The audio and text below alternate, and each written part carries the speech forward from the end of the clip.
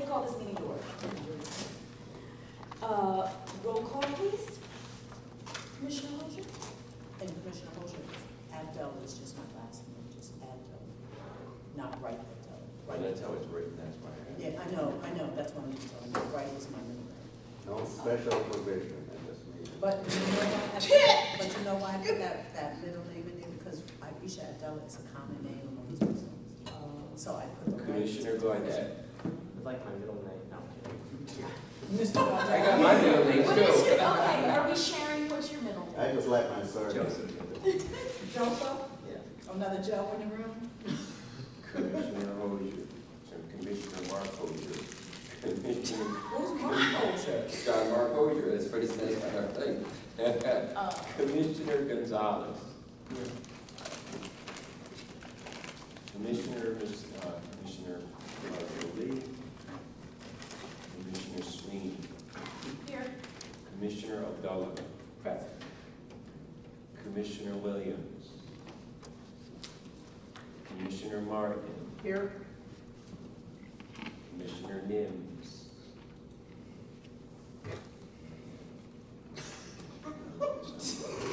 Commissioner McKnight. Commissioner Lark, I can never block it back. Did I get it this time? Larshanek.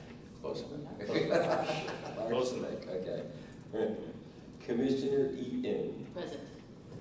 Commissioner McKenzie. I'm here. We got 9 out of 13 today. Good job for us. Okay, so, on,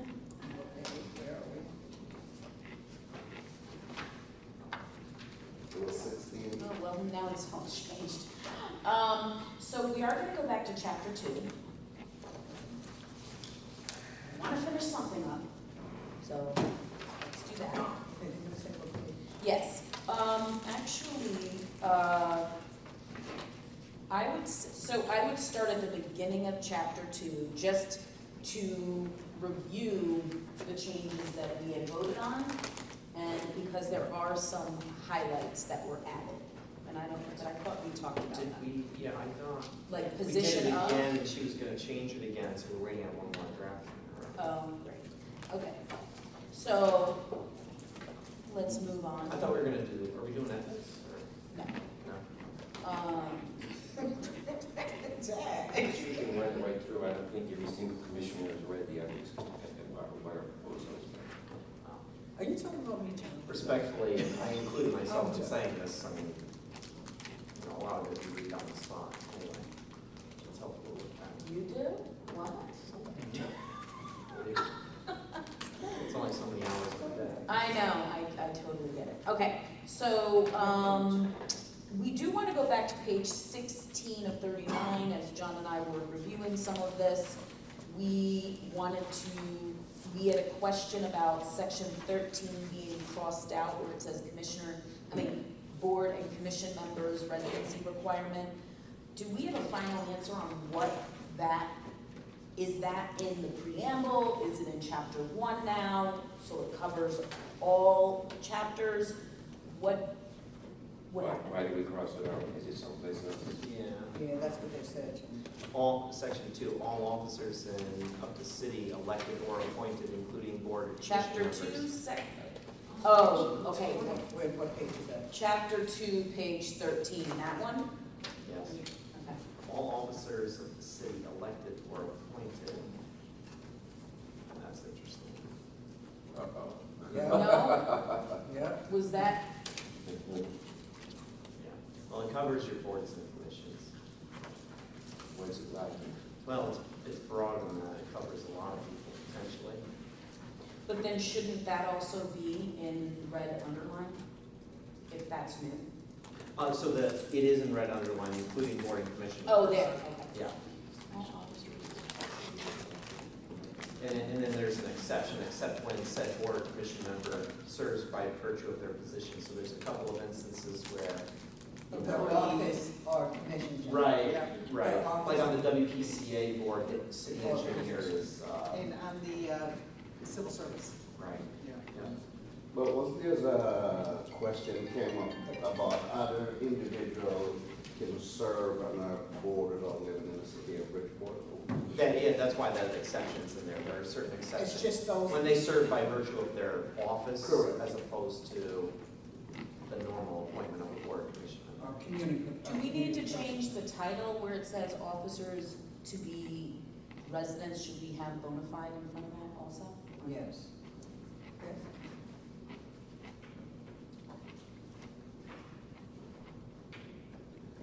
Or because it's a title, maybe we don't, because it But we explains it should say below? resident and officers, so that, you're included in the first part. after No, the well, sentence. right now, we're talking about the word bona fide. Bonafide. It's in No, the no, text no, below. Say, you need, it's in the text It's in the- below. it's in the So text we below. wouldn't need it up above, that's all No, I'm asking. no. I thought it should be up above. Well, not it's stated below. up above, what is stated in second sentence, that they have to be bona fide. Yeah. Very clear in the second. I think that should be clear. No, it's very clear in the second, where it's under the provision. Well, But- that's where it should be. But But I thought we, you're saying under the part of provision, but it's included in what you're saying, accident rates, already included. but my thought on that is that I would like to see it in the top, so if you just skimming through it, you know what I mean?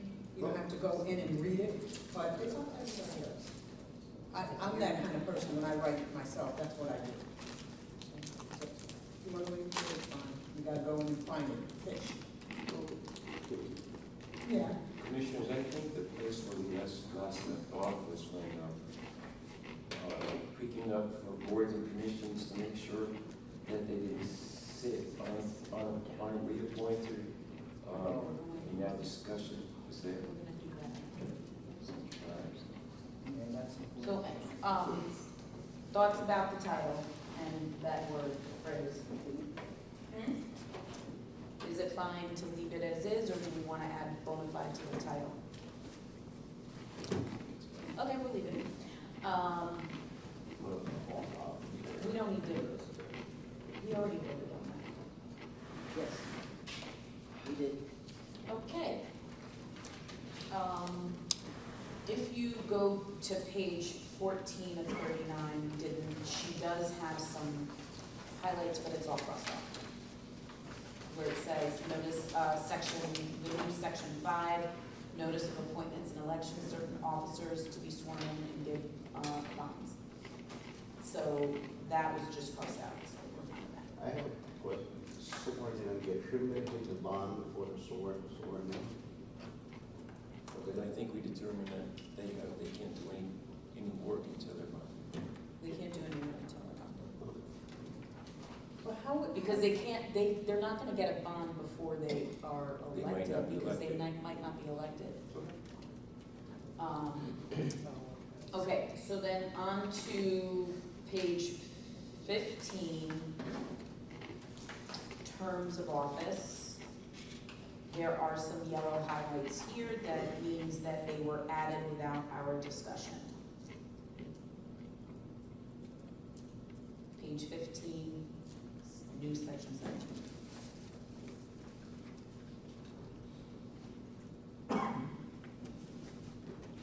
There's a bona fide. Yeah, but what about including all boards and commission members? That's new. Any thoughts? Comments?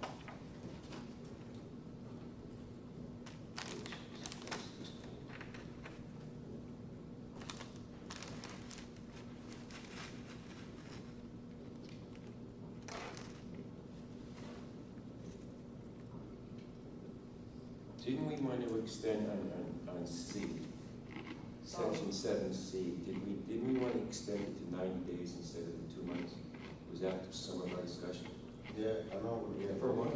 For section 7C, the vacancy and appointed, Where it said 2 months. so where it says 2 months, didn't we get into discussion to increase it to 3 months, yeah, we did, Yeah, we're not there. yeah, to we 90 did. days?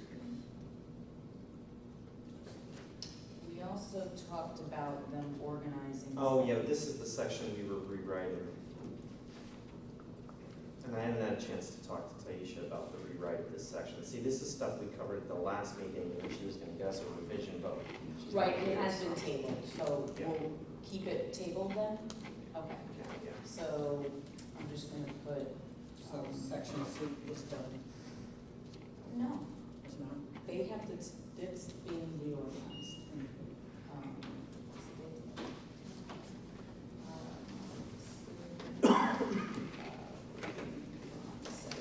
Okay.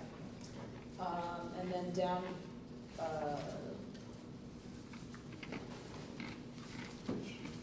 section.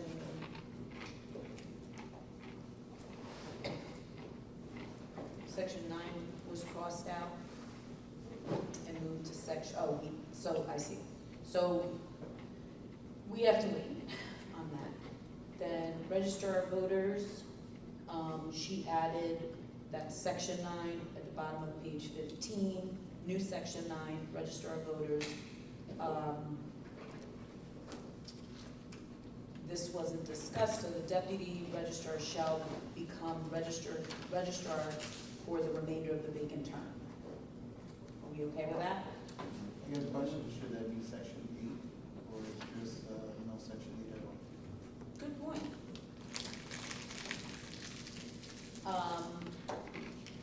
So there needs to be a remuneration of that? Yeah, if you're gonna cross out 9, I would just make it D, he's right. So that's 8.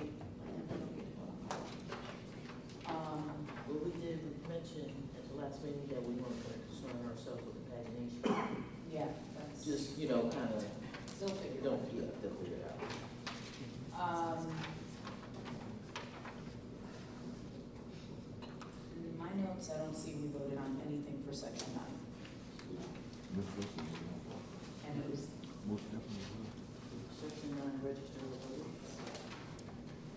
wait, I do have them. it says motion to move new language section, new section 9 language. So we did.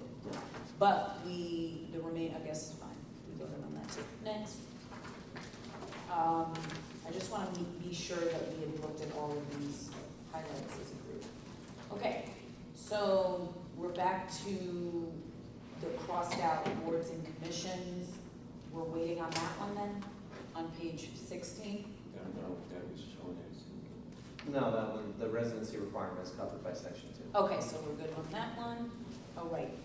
Section 2. Okay.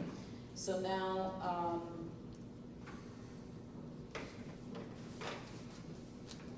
we did vote on section 11. Section 12 was tabled. Section 12, the new 12, removal of certain boards and commission members, that was tabled.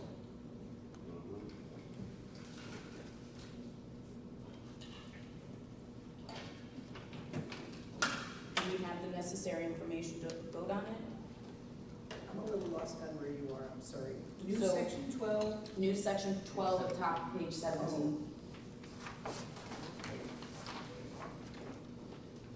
Why So doesn't the- everybody peruse it for a moment?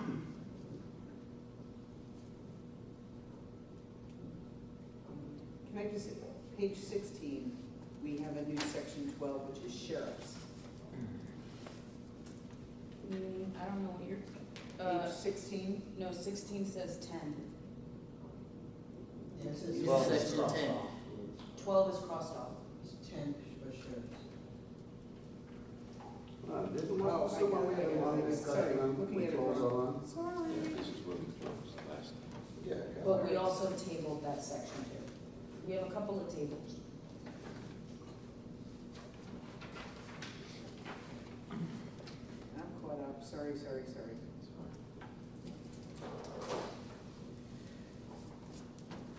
Okay, so we were on page 17, this is where we left off.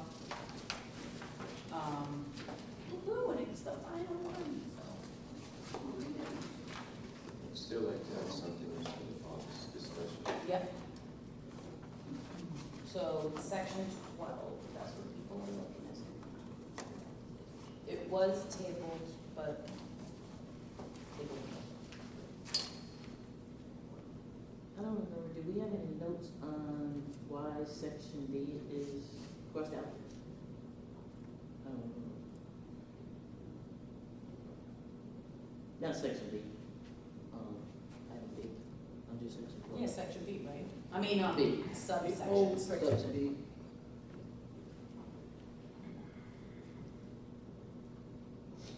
I think it was included with A or something.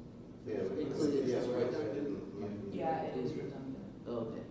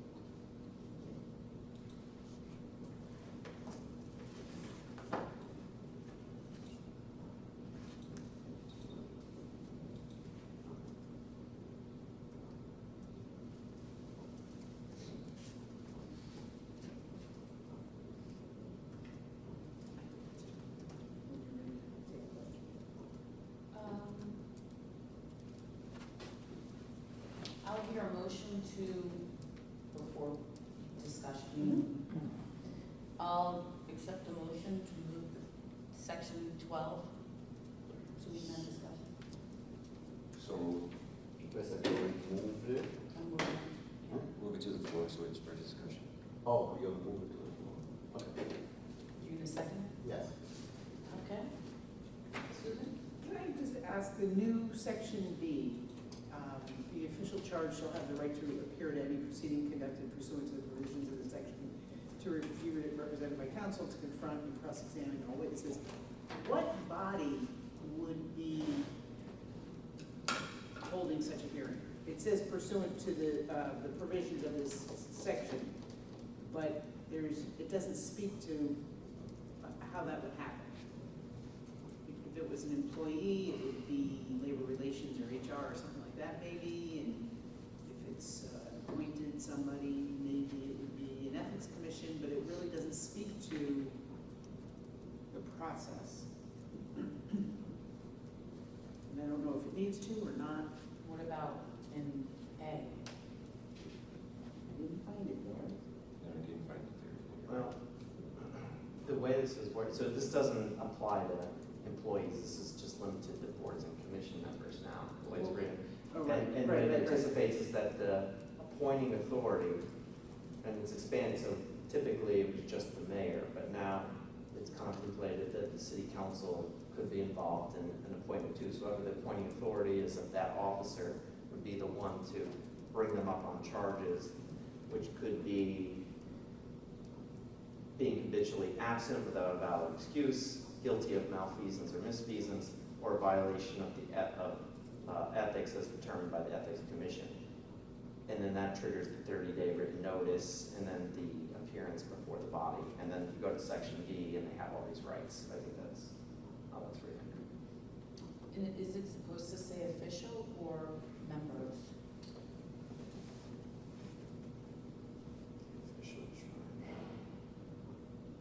Well, Because you're not, perhaps the better word than official is officer. But you will look at, E subsection B, where it says, where you talk about officer, where it says, shall not apply to any officer or employee. Where are So you? it's contrary, it's a Can contrary. you tell us what section you're on? Oh, I'm still in the 12, the new 12. What but subsection? The subsection E, D, D. the last one at the bottom, Oh, the last one. But you see a contrary, because now it's saying down here, we say officer, the provision, officer shall not, you know, it's not applied. Explain that to me. Will you say that again? I'm confused with what you're saying.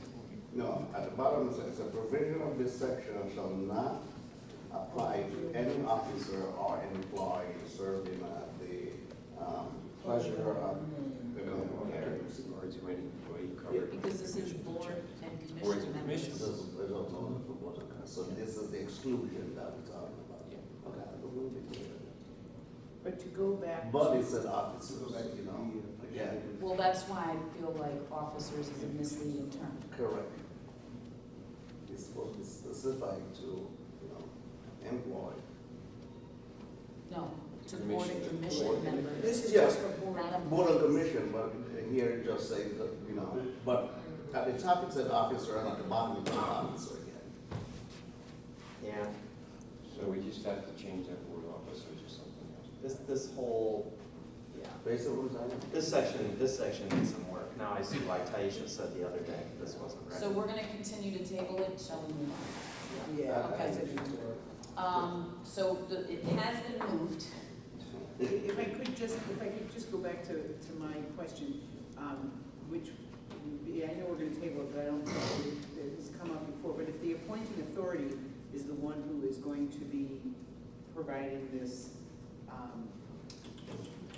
let me see, some of the officer to appear before him or her, said appointing authority at a place and time specified. But if the appointing authority, let's say, is the mayor, and this is a friend of the mayor's, and so the mayor's, if someone's got a grievance, then it's the mayor who's going to be doing Vetting. providing the vetting, right? I mean, it just. So there's a conflict. Well, this really makes me feel like municipal office of ethics is in need. Through the chair, the appointing authority in any organization is the disciplining authority, whether it's the department head, or it's a legislature, or it's an executive branch. The responsibility rests on the appointing authority. You should not presume that people act out of personal interest and don't declare conflicts of interest if they have them. I mean, that's just not appropriate. But Go ahead. I'll just say, that maybe we could just sidestep the whole question of the mayor's conflict potentially, since he appoints people, and just say that it's stupid to have a rule that says if the person got there because the mayor appointed them, the mayor has to bring them up on charges, but if they got there because the council happened to nominate them, then the council has to do it. Just give either, if the mayor thinks that a commission member is deficient, then he should be able to maybe bring them up on charges and give them a hearing. And same with the council. If the council feels that someone's delinquent or did something unethical or whatever, then bring them up on charge. You know, either should be able to trigger it. So we're getting to the same result. But here's the thing, Tom. I agree with you. Tom, here's the thing with that, you know, who is the independent body to review either conflict coming from the mayor, coming from the commission? So if there's no independent body in the middle there, it will be the ethics commission, because that's the unbiased, you know, body. That will be the person of jurisdiction to, hey, look, you know, to look, review every Well, that's brother's interesting. cause. What do you think about just saying, if any of these things are triggered, send them to the ethics commission, their hearings before the ethics commission? Exactly. And then It's not the responsibility of the Ethics Commission. The Ethics Commission's responsibility would be to determine that the disciplining authority has a conflict of interest and cannot do their job. We're not creating a bunch of unelected people, appointed and qualified and smart to serve on the Ethics Commission and have them run the city. That's not the purpose of the Ethics Commission. If you don't like what job the mayor's doing or the council, don't elect them. But you should presume that they're going to be ethical people. But this is when they're not. I guess that, Well, why are you saying they're not? If someone thinks the mayor has a conflict and breached his responsibility to step aside, then file an ethics complaint against the mayor. And then the Ethics Commission will get it, and they can look at it. Well, I would okay, approve. here's my argument that I'm seeing here, right now. Now, if you have city council on two different sides, one on the left, one on the right, and then they have a conflict, okay? Are they conflict coming to, I'm not voting for this one, I'm gonna throw this one vote out, I'm gonna do that. How would that help us in terms of What are creating you thinking there's resolution. a conflict? Because the mayor or the city council appointed somebody to a position, that they're somehow married to that person, and they're not gonna discipline them or remove them if they do something inappropriate. I think that's an insult to the people you elect in this city. You should presume they're gonna do what they're required to do. The mayor fires people all the time, not just this mayor, but other mayors. They replace department heads who aren't performing. There's no marriage to somebody just because you appointed them and they disappoint you. that But you're gonna sweep it under the you're rug. absolutely right, Mark, but in every organization, into a kindergarten classroom, you got favoritism. You're gonna have that no matter where you go. How do we nip that pencil in the bud? We don't know. Well, I agree with Mark to the extent that, I actually attack it from a different angle. I agree with you that an appointing authority should, be trusted to discipline people. If they can't, then they shouldn't be the appointing authority. But I was actually approaching from a different thing, which is, if we wanted to vest the power in the Ethics Commission, why not? Because two of the three reasons that are stated, one is they're brought up on ethics charges by the Ethics Commission in the first instance, or two, they're guilty of misfeasance and malfeasance. The only one that operates outside of that is habitually absent without valid excuse. Now that one, but why not just let that be? Listen, I'll defer to whatever Taisha and you and the mayor, you guys decide. I don't vote for that. I just don't think the assumption should be that you can't trust your elected officials to act honorably. Having said that, I'm not gonna tell you, I know Taisha did a It's a survey. division, I'm saying it from a division of responsibilities. She did a statewide survey, I know, of how other municipalities empower their ethics commission. So maybe you ought to take a look at that, and there may be precedent for, if it's a violation of the ethics ordinance, somehow empowering the ethics commission to impose discipline. But I don't think it's something you should decide tonight. I think you should look at that, talk to Taisha, and, Madam Chair. it's an important issue. Maria? Councilwoman Pereira? I just want to say, let's remember who nominates everybody for the Ethics Commission. It's the mayor. Many of the people on every board or commission in this city are Democratic Town Committee members or their family members who, there are a lot of conflicts, let's say. So I'm just going to say, I understand that the council might, by a majority vote, say we need to look at this person for malfeasance, whatever. But when you're removing somebody from an appointed office, there should be a very high standard to remove them. The President of the United States cannot be removed with a 51 vote in the United States Senate, right? There has to be a higher threshold. You're removing somebody who is appointed, who was sworn in, so I don't think anybody should be removed with a majority vote of the total membership of the council. It should be a higher standard.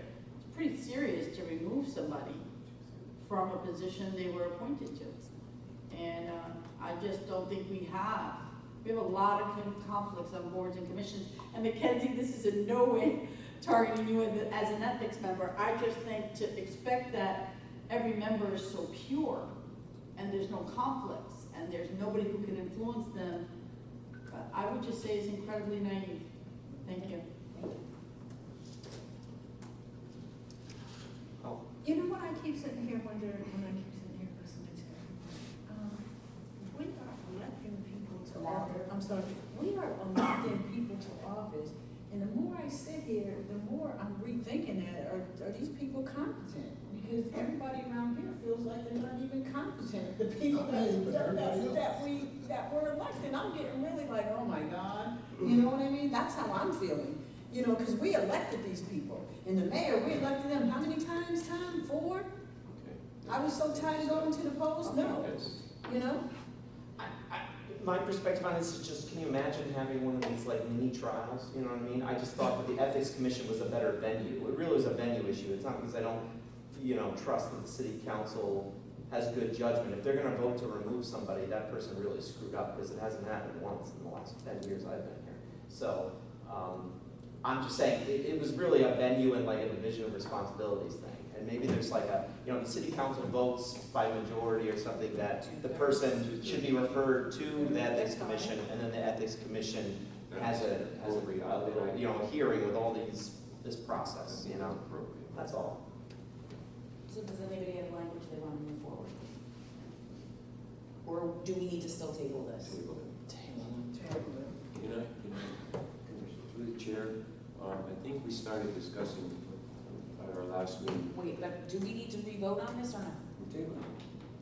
I mean, it's already tabled, but then we brought it out for discussion.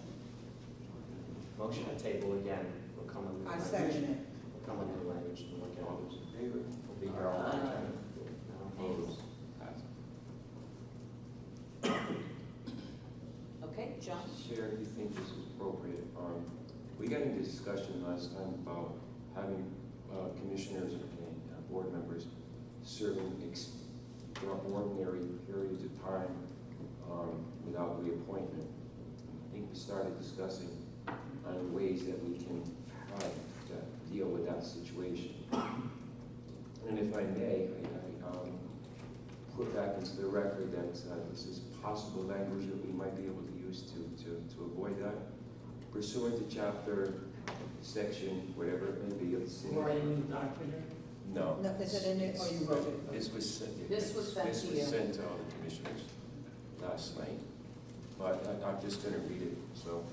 It's pursuant to chapter, section. Wait, of- just give everybody a second to see if they have it. and are able to look at it. Where did you find it? That was the email that you sent last night. Last night. No, we didn't bring it. Is it Faye or John who signed it? Faith sent it last night.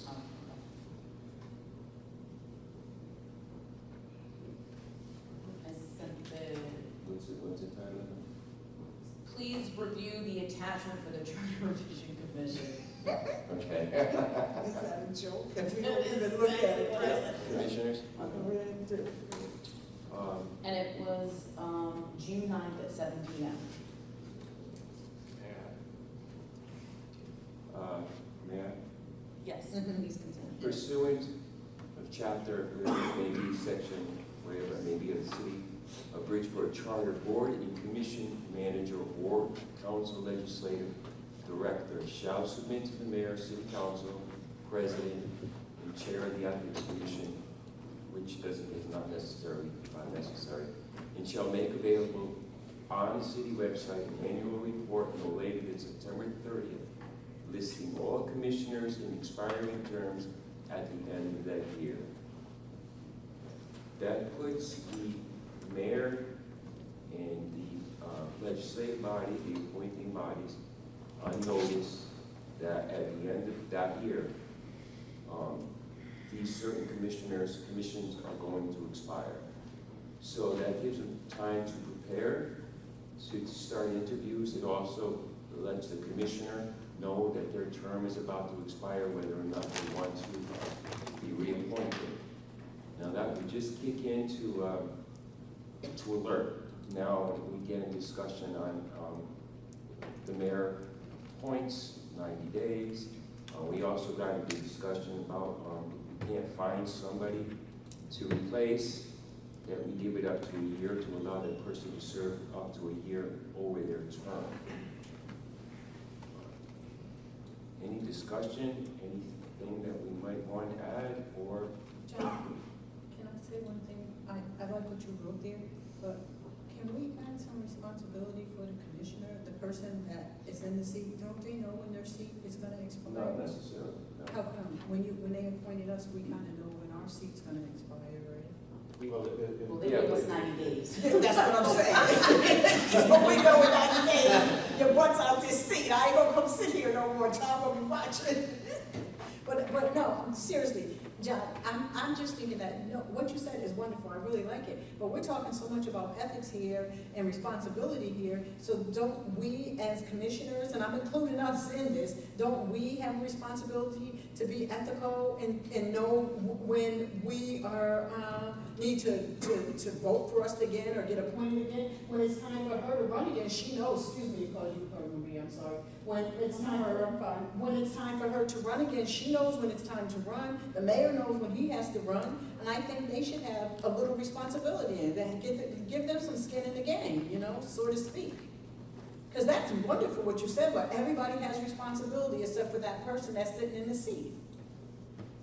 And I think just a little something for them. I don't know, maybe they want to do it, don't do it. But I think we should- Or should an email, should you put in the language there, that email will go out, 30 or 60 days, just That's- to remind. that's- People You already said busy. that. It's But I already- already said that. Yeah, but I think you should have some responsibility. We're talking about people being ethical, where's their ethics at? Why aren't they putting their ethics out there? I know when it's time for my position To to me, that expire. goes back to training. Heck, we weren't trained. Are other boards and commissions trained? We would Then drop that out would be the the train. place to share that information. Like, I your think term If expires we on this date. if we don't put it in there, it's not gonna get shared. Because they're not gonna train the commissions. We know that already. Been there, done that. Well, John, isn't in what you wrote It's- up, it's in there here. is notification to Yes, the person it's- who it's holds. in- We yeah, start the seat. in September 30th, yeah, between September 30th to December December 31st. They need to be Or responsible. whenever, Okay, but whenever that's not- that expiration Okay. happens. State's also You responsible. notify the mayor, you notify the But legislature. I'm saying, notify what he the said is individual. excellent, but And I'm just if saying the the person should individual- know too. There's The individual no has that responsibility for them. No, Unless they want to be there. I don't know when my term expires. They should know. All right, children, So, commissioners, could this be under consideration, put into the charter? Can I take a picture of it? I can't find it on For your email, I want to see the text. June 7th, email.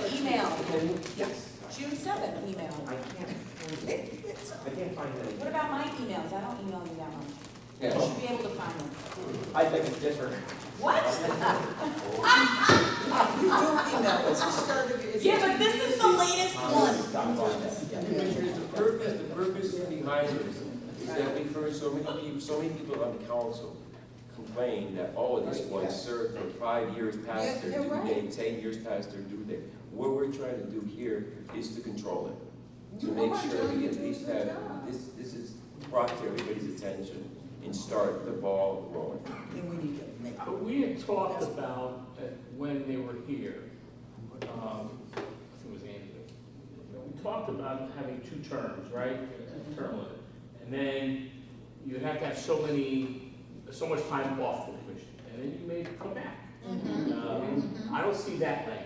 Yeah. That's because we haven't discussed in Okay. the past to make that decision, whether or not we're gonna determine the time. Okay, so, That's not. We haven't talked We about haven't it. talked. That's tabled, This is only making sure, but that's a making good sure point. that, yeah, that's But John, tabled. that's gonna So show this how is more ethical they are. informative, making Making sure that that- all people are aware The exactly. process starts. So this would be included as subsection E in the, under section 12? Subsection. No, I would think, say this should go in term limits, because this is removal. The section 12 is removal. We wouldn't want, that's not about removal, but that's just about expiring I terms. think all that we're trying to do is to make sure that a situation like this doesn't happen again, where somebody serves for years and years and years. You're And I correct. didn't know. So could it be under section 7, terms of office, section, well, we don't know yet, but, a section. I'm just reading this, the first part is just to kind of break it apart. You don't need to say pursuant to any it's just its own section, I guess, but it'll say the board and commission manager. Well, who's that? It's not really a person. I know that someone in the mayor's office kind of handles that business. Well, we could put it to the legislative director. Because the council ultimately appoints. I mean, I think my problem with this is, if the mayor is the appointing authority, the fact that he has one person today that's designated to do this work doesn't mean the next mayor isn't gonna do it differently, or not at all, or have 5 people doing it, you know what I mean? So I don't know who we're instructing here. The Today, what it's about- Andy, and that's obvious, but I'm trying to think about like What about the 20 years legislature? from now when somebody's What reading about this. the going, legislative director? Once again, that's not really a, who is that now? I don't know. But that's the officer, the Actually. director, whoever the director is in the legislative office. Well, but it's not, That's actually. and then I would argue that it's not her job because she's not working for the So appointed where can authority. we put this in, where can we deal with this situation? Because it is a problem. I mean, I don't mind, you know, it's kind of maybe an odd thing to put in the charter, but the point about how the city website should be updated with people's terms of office. That's So exists that there's now. notice. And we have somebody that's very good at doing their job, okay? But that doesn't mean that's gonna happen in 5 years. That's the issue. We literally had this issue. And Andy has been very good at straightening up this mess. But that doesn't mean that that mess isn't gonna happen in 10 years. So that's where I'm coming from. But I guess my point on this is, I don't think this is gonna necessarily solve that problem. If people are serving expired terms, But It's nobody's starting a paying- conversation nobody's paying though, it's attention bringing it to up and raising awareness, so. At least it's not ignoring it. Right. Exactly. It's bringing it up, it's bringing it up to the Yeah. mayor, it's bringing it up to the legislature, it's bringing it up to that individual that Yes. sits in that seat. So we're not gonna miss, we should not So miss like as a the fact that that person needs to be reappointed or make a decision that they don't want to be reappointed. This has been a truly habitual problem. I get, okay, I'm gonna go back to my point again, and respectfully, I don't know who we're instructing. Who do you want to instruct to do this? Give me a position, don't give me a name of a person. Who No, the appoints the boards and legislative division director. members? Are we not, That should be the person. are we not putting in a I know, but legislative? you can't say the person in the mayor's office who handles. A legislative director that we are putting in this charter. But So- that person works for the council. But the But doesn't council the ultimately council appoints. appoint board members? Board and Well, commission. not currently, they don't. And they would only Or- under our charter changes if the mayor fails to. But the mayor makes a recommendation to the council. The council votes for each one of those members. Ultimately, So, the mayor makes the appointment, the council approves. nomination. Yeah, but I So don't we don't- see keeping track of who's got what term, you know, what's happening where falls on the shoulders of the city council. Maybe the No, ethics it was, commission. I would believe the best, if you want to put in the ethics commission, but hopefully, we're given a lot of responsibility to it. I have no problem, as long as there is a body that is going to say, your commission is up, you have this amount of time left to make a decision on whether or not you want to stay there, or if you want to get reappointed. It tells the mayor, Can I this ask person doesn't want it, or this person does. It moves the process.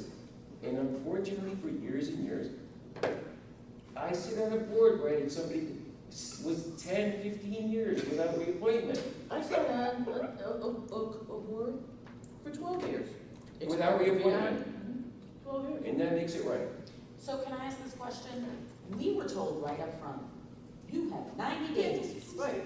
What are other commissions told when they are appointed? Well, What when are they I was told? appointed. Are they saying, This this is- is a 2-year term for you? This This is- is a 4-year term. When Are we you're, saying that? yes, when you're appointed, When you're you're told appointed. what your term is. Your You term know what is, it is when you're appointed. I'm sorry, I didn't mean to interrupt. Your term is limited by the time limits established by state statute in order to get the charter I'm on the not- election cycle. Others are told they know what their term is. Yeah. And at the end of that term, you know, the factor that you're speaking of as to whether or not somebody's interested in being reappointed is one factor. But that's not necessarily the sole factor, because the appointing authority may not be interested in reappointing that person. They have no entitlement to a But reappointment. that's not the point I'm trying to make. No, I'm not suggesting that, I Okay. understand. The issue that has evolved in the city is the fact that because we have the provision that says, that permits appointees to serve until their successor is appointed and qualified, has led to long-term holdovers rather than reappointment. And I think the city council, in fits and starts periodically over the years, focuses on that and gets annoyed by it. But I think, I know you've talked about a variety of different solutions. I'm not sure which one is the leading solution right now. One solution obviously is to limit the amount of time somebody can serve as a holdover. Another solution, We discussed it, but another solution is that if the appointing authority doesn't act within a certain, you've talked about this one as well, within a certain period of time, the power devolves to another entity. I.e., if the mayor doesn't act, the city council gets to step in and nominate. But technically, what I'm trying to do here is a sunshine clause. That's all I'm trying to do, to bring it to people's attention and put it as part of the charter. And then we would walk into that other area of 90 days, a year extension, so on and so forth. But I believe there has to be some sort of control over this issue. Now, if you guys disagree, that's fine, but just bringing it to everybody's attention that it is an habitual problem in the city. No, I I agree. I don't mind the I agree. policy, again, I don't, when we write this document, we have to assume that the city's stuck with it for a long time. You know, I'm not trying to disagree with the policy and thought behind what you're saying. I'm just trying to think about the best way to say it, like, who are we instructing? As Sue pointed out, where does it belong? Is this really the legislative body's job to do this? You know, and why did we choose September? Well, that was Just the different issues of like, what is this clause trying to do? I mean, is it worded well, that's all. I think somebody rather than the legislative body should, serve and follow up on that. Because that's gonna create some type of conflict with the legislative body. Councilwoman Square? You should be aware, because you're not doing the fire commission, the police commission, there's provisions in those sections that say the mayor shall nominate a third of those commissioner members. I believe it's the first meeting in December or January. I've been on the council 6 years, we've never done it, not once. So if you're gonna change this provision here, you would have to go into those specific provisions in the police and fire. And I don't know where else it is, honestly, because he's never abided by it. In addition, in reference to a year holdover, I can tell you what they're gonna say every time, you can't find anybody. I had my opponent, who's a Republican, want to serve on the police commission. Trump supported, I thought it was smart. I put him in, and the director told him, no, there's no positions left on the police commission. Every single commissioner was retired, including one for 16 years. And when he challenged it, the person told him, yeah, but the mayor likes them all. So every position was expired, and so they say this, there's nobody, we can't find anybody to serve. But often it's not true. And they'll just tell you that, and you're gonna get that extra year. Maybe that's a good reason for it to be in the ethics commission. I agree. If More and more the conversation, I agree with it. If our only sticking point is where this should land, the Ethics Commission is an appropriate place.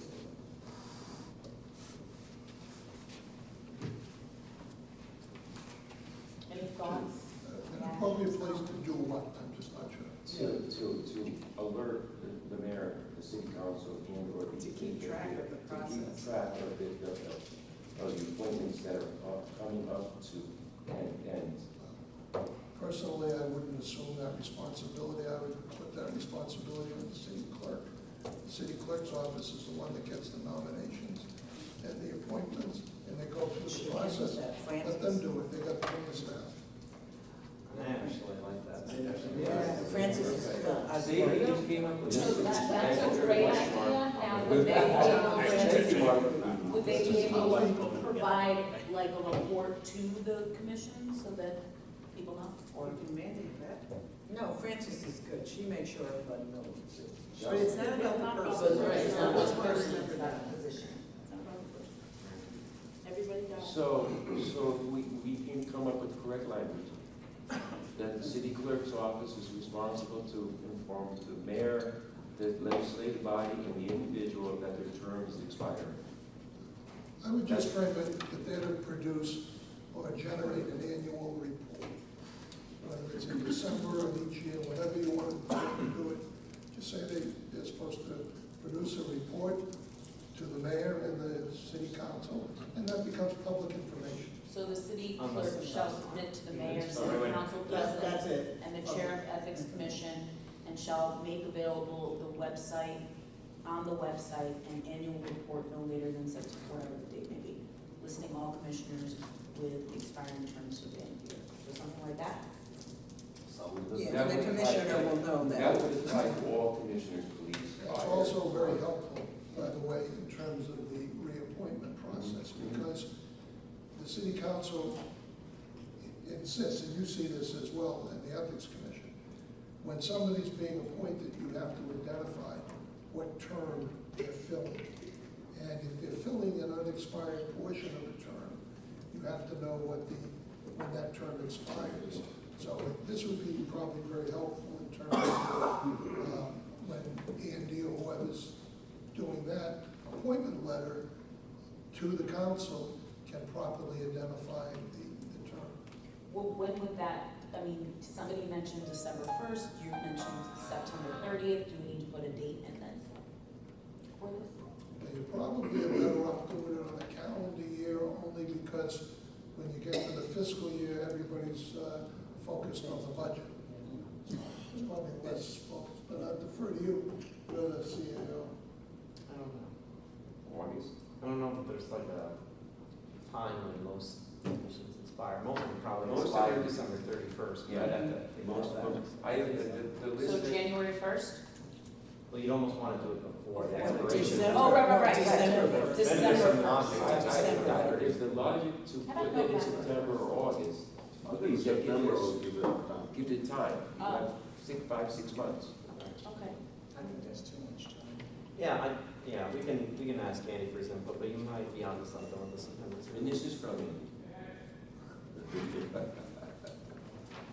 So, are we? This is my discussion. So we'll get language drafted that tweaks what John has submitted, consistent with what Mark Right. said. And I put something on that voting sheet for. And I think And it will go they're in gonna be able to the- look on there and see when they expire. Yes, City clerk, we set the they need to website take and their the report. responsibility. Okay, do, And file the land report, it will let me, the city clerk. City. We were city trying to clerk, find out. city clerk shall submit to the mayor, the city council president, and the chair of the ethics commission, and shall make available on the city website an annual report no later than September 30th, listing all commissioners with expiring terms at the end of the year.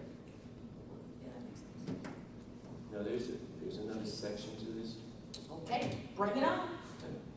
that, all reappointments to any board, this is the Do city we council. need to vote on that first? We should probably vote on this section, at least to get the Commissioner? language. I'll make a motion for somebody to move this. Make a motion to move it. I second All those in favor? Aye. Opposed? it. Okay, John, got it, it's done. Thank you, guys. Thank you. I think it's good. I like the fact that they're gonna be able to look on there and take All right, now, responsibility. one of the issues that Andy brought up was that, this is, I believe is a council rule, that all reappointments to any board commission which are submitted to the committee on miscellaneous matters shall not have to be interviewed a second time during the confirmation process. This is section B of what What's Oh. that? Read that. Section B, all appointments to any board or commission which are submitted to the committee on miscellaneous matters shall not have to be interviewed a second time during the confirmation process. An exception to this rule will be when a minimum of 5 city council members request an interview to be done with candidates prior to reappointment at a committee meeting. All prior attendance records, background, and ethics checks for the previous term shall be submitted to the committee prior to the reappointment at the committee meeting. Now, the concerns that were brought up was that the language clearly shows that the city council, particularly the miscellaneous matters committee, is not following their own rule. What happens when there is not a minimum of 5 members requesting an interview? Does the committee render a decision based on prior attendance records, background, ethics? Who's responsible for recording or collecting attendance records? And is that role of the board, is that the role of the board commission director or the city council legislative director? I'm guessing not. First of all, the way the charter is presently written, there's no obligation to do any interviews. The city council adopted that rule which says when someone is first nominated for an appointment, they must be interviewed. When they come up for a reappointment, it's discretionary. There's no standing obligation to re-interview people. You still get the ethics report to see if anything has transpired in the interim. You get the attendance reports, and any 5 council people can insist that they be re-interviewed. When we say re-interviewed for a second time, all we're saying is in order to move the process quicker for reappointments, because people are familiar with somebody who's been on a board. It's not like you're introducing yourself. You know, I'm Joe Blow, I live in the Hollow, I work in New York, I've been a Bridgeport resident for 100 years, these are my interests. You judge them based on their performance in the job in which they've served over the prior term. You're not mandated to have an interview. But again, the council has the capacity with a very low threshold of 5 people to do that. Now, you can change that with charter revision, but essentially what you're doing in that regard is now you're starting to micromanage how the city council conducts its business. And you're putting work on the council, you're taking work away from the council, and you're trying to dictate how the legislative body operates. I'm not sure that's a great idea, but again, it's up for discussion apparently. Well, that was my, just to bring it for discussion. But as long as we got what we passed, that's fine. On through. Any other comments? You did good, John. Well, we have to wait for the language, but, yeah. No, but that was. Councilwoman Pereira? First of all, that's a city council rule. I want you to think about that threshold. 5 of 7 committee members have to, that's 71% of the members. You don't need 71% to impeach the President of the United States. So I disagree with that. If I wasn't on the council when that person got appointed and they're up for reappointment, why shouldn't they be coming before the new members of the council to discuss and be reappointed? I had nothing to do with that original appointment. I'm now a council member. Why But you is can that see them person? on paper too, Maria. I'm sorry? You can see them on paper because. No, but I don't get to ask them any Yeah, questions. but on paper, you're gonna see if they went to the meeting. You're gonna, We don't- then you're gonna know if they did something grimy, because they got in trouble for it. Well, can I just say, we don't get any attendance records. The only appointing authority that gives us attendance records is the library board, which you know fills its own vacancies. So we've never got an attendance report for any other commission that's come up for reappointment. And I think that's a very high bar. Why do you need 71% of a 7-member committee to interview? The other thing that is very important, we need to have their voter registration summary from the registrar. It's a law that you must be a member of the party that you're filling on that board for at least 90 days. And what will often happen here is they take unaffiliated voters, there's no waiting period to switch, they switch them to a Republican, and then they're appointing them when state law and the SEC, not SEC, I'm trying to think, State Election Enforcement Commission has ruled you must be a member of that party for 90 days before you can take a seat on a board or commission representing that party. And so it should be in the charter. And we should have your voter registration summary, which will show how long they've been a member of that party. So I feel like I should interview every commissioner. If I'm gonna vote on them, Is this Can I just show you in, something? I just want to clarify, I think you may have made a mistake. It's a minimum of 5 city council members, not 5 members of the committee. it says miscellaneous matter. No, but it says, all reappointments which are submitted to the committee shall not be interviewed a second time. An exception to this rule is when a minimum of 5 city council members request an interview, not members of the But you committee. understand why it's about the miscellaneous matters committee, so. It is, but any, you or, and 4 others can ask for somebody to be interviewed.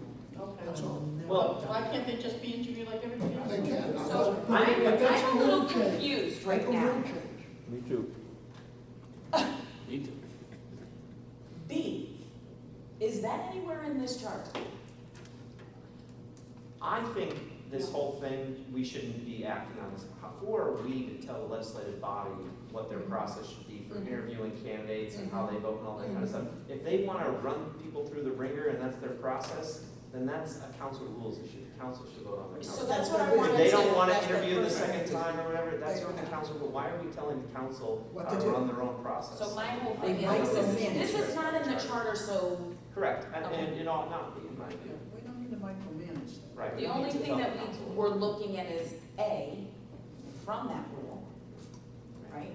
No, not even A. No, he's just saying it's a rule now, and the question is, should it be in the charter? And look, I think the council members should debate the debate that was just having. I think it's an interesting one. In your Councilwoman room. brings up great points. Yeah. That fight should be among them, how they want to handle their internal committee process. The charter is dictating the That's what I committee was process. trying to suggest, I wasn't. No, I know, but I was addressing the discussion. Well, it became part of the discussion. All right, so we are done with this. Now, are we entering this into, we don't have a copy of it, but should this be Exhibit 1? Sure. This particular the one that was emailed? Yeah. The one that John had? Yes. Yeah, that should be exhibit 1. We probably need to clean it up a little bit, but yeah. No, that can stay the way it is. You can stay with it. Taisha Is will this rewrite it. for- Didn't you rewrite it? That was our And discussion. commission. I thought you Yeah, did. no, I mean, I did put something on the Yeah, agenda. you did. She should look, yeah, but you did good. What? That's it. That's why I voted for you. All right, so, wow, that was a marvelous discussion. Okay. No, I'm happy that we're adding that part in, that's fantastic, we're getting that language looked at.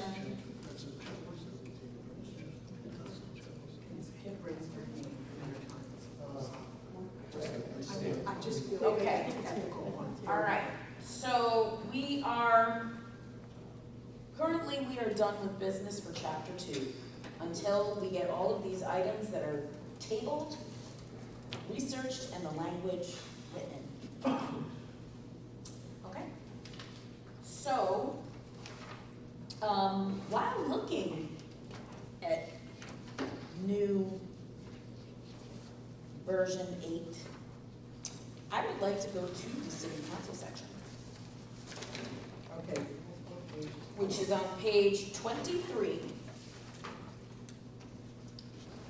of 39. And there has been, I have to say that in some cases, there has been discussion, but we have not agreed to some of this stuff. I would agree with that, because I saw in the draft here that it says there's a 4-year term. I don't ever remember talking about that. We did and not. I certainly do not agree. No, so I would like everyone to take a moment to look this Where did over. you see that? That's in the second Page 23 of 39, look at the whole thing, because there's some things on here that we have not agreed about that we need to look at and have a discussion.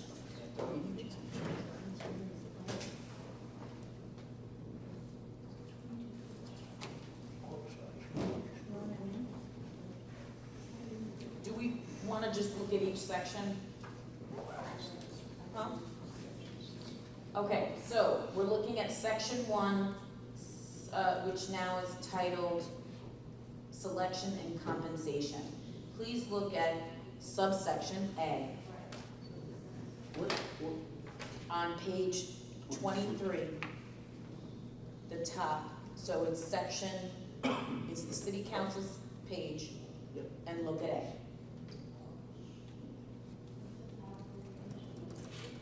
I don't think we've come to a decision on the number of council. Exactly. Yeah. Nope. Start there. Do we want to have a conversation about it though? Yes. It's a good place to start. I'd be happy to start. Great. I think this amendment makes a lot of sense. Every single council person, with I think the exception of one, when we asked them whether or not they wanted minor party representation on the council, said yes. As I recall in our previous discussion, when we asked the commission, do we want minor party representation, everyone said yes. And the few people from the public that have participated that have weighed in on this issue have said we need minor party representation. So we're about as close to a consensus on any issue as I've heard so far. For that particular piece, not the number. Wait, look, I'm getting there. You gotta back into it. Okay. You gotta back into it. So then, if that's true, then the only way you can do that in any way that makes any sense is to have at-large members. So now that resolves that issue. If you accept the first one, everyone wants minor party representation, then you have to, unless someone has a better idea, which I haven't heard after the last couple of months of debating with people, you have to have at-large. Okay, now if you have at-large, that means now not everyone's being elected at the district level. This is just logically follows. So, you then either, you basically have two options at that point.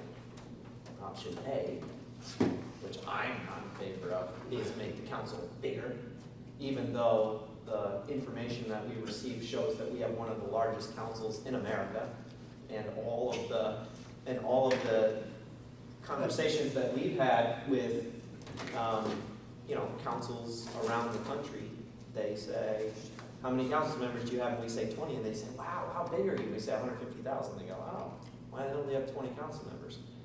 So we can make it bigger, or we can make it a little smaller. Now, some people said, oh, it should only be, we should have 10-member council or something like that. I think that's too small. And I also think, in my view, that people are pretty married to the 10 districts, more or less the way that they operate. So I think this is a pretty good compromise position. So we're achieving minor party representation, which everyone wants, and incorporating at-large members. And then again, between the policy debate of larger versus smaller, for a lot of reasons. By the way, in addition to that, if you want real minor party representation, under this rule, realistically, 2 out of the 5 at-large would be minor party.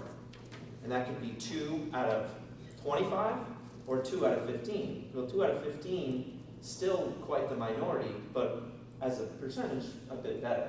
So if we really care about minor party representation, that's another reason to go with the 15 number. So under this plan, it's 1 per district, keeping the 10 districts in place. 5 at large, no more than 3 can be of one political party. I think it achieves the goals that people have set forth, and so for that reason, I think it's very logical. I have a thought I've been thinking about as you were talking. And I'm thinking about in education, where we have students with needs, students that have needs, more so than others. Just like in a city, some areas of the city have more needs than others. To me, I think, and from what I remember in the conversation with city council, I don't think going to less was the majority opinion. So I would say that you keep the 20 and you have 5 at large. Because at this point, I don't, this is a large city. I don't really want to consider what other cities are doing at this point, because we need to consider the people in this city and what they need. And there was definitely a mix of, you know, or some people saying, yes, we don't hear from our city council person, other people saying that they do hear from their city council person. I think going to less at this point right now, and with whatever else that's in this document, is not the way to go right now. I think it's important that people have access. And if you are going from 20 to 10, the access is less, even with the 5 at large. I still believe that there should be a minority party representation, but I don't think that going from 20 to 10 is going to improve this city's functioning or improve the outreach to constituents. Those are just my thoughts. Can I add something else to this too? We're about to hopefully put in a very powerful ethics commission in office. We're also changing the civil service that hasn't been touched in how many years? 67 years? Major changes. We've heard from the council members almost unanimously that they don't want this change. We have to think of the politics on this too. We're conceivably eliminating the city clerk's office, the town clerk's office. We're eliminating sheriffs. We're eliminating a lot of people. Yeah. If we have to choose what we think is most important to move this city forward. Now, in 90 days, we're taking on a lot of responsibility. Maybe, just maybe, we want to make these city council changes for another commission to decide. I'd agree with that too. I think that in 90 days, to talk about a restructuring of the governing body in a city is not fair to constituents. It's not fair to the city council members, and it's not, you know, and when you're looking at this also, there's a compensation thing there too. Okay. What? If I I don't disagree with the 90 days, but you can apply that to every chapter in here, right? We don't have a lot of time to deal with all of it, but yet we managed to do so. So I don't understand why we're taking off, or putting on kid gloves for the city council chapter. This deals with finances too. Understood, but there's a lot of those chapters, a lot of finances are dealt with in other chapters. I have a significant issue with the way the current council is structured. And if you could say to me, you know, gee, for the last 20, 30, 40, 60, it has run well, and that we have had, you know, a large majority of the 20 members are engaged and active and serve their constituency, fine. But, you know, one of the things that I have brought up, Tom just mentioned, is, you know, we are a little large for the population size that we serve.